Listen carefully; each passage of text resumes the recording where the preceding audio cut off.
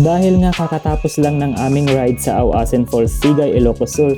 So ayun na nga, nakaugalian ko na kasi na every after ride ay pinaliliguan ko ang motor ko para naman matanggal yung mga duming nakuha ko mula sa ride. Bali ang una kong ginagawa kapag nagpapaligo ako ng motor ay binabanlawan ko muna siya gamit itong aking pressure washer para naman matanggal muna yung mga dumi na pwedeng makagasgas sa motor bago ko siya sabunin at punasan ng basahan.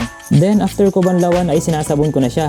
Joy nga lang pala ang gamit kong sabon Galeros. Actually matagal ko na itong gamit. So far until now okay naman siya gamitin. Bale inuuna ko nga palang sabunin yung taas na part tapos pababa para hindi magasgas yung fairings ng mga dumi na pwedeng dumikit sa basahan kapag pinunasan mo na yung mga mas maduduming part sa baba. After sabunin ay binabanlawan ko na ulit gamit itong aking pressure washer na nabili ko sa Shopee. Matagal ko na itong gamit Galeros, okay naman siya, bale ikukunik mo lang siya sa faucet then good to use na. Marami din siyang modes na pwedeng pagpilian. Kung gusto mo ng ganitong pangligo ng motor, ilalagay ko na lang sa description yung link Galeros. After kong banlawan ay pinupunasan ko na siya nitong drying towel hanggang sa matuyo. Nabili ko rin ito sa Shopee. Effective siya, nakakatuyo talaga. Ilalagay ko na lang din sa description yung link kung gusto mo ng ganitong pangtuyo ng motor Galeros. Pagkatapos patuyuin, okay na yun.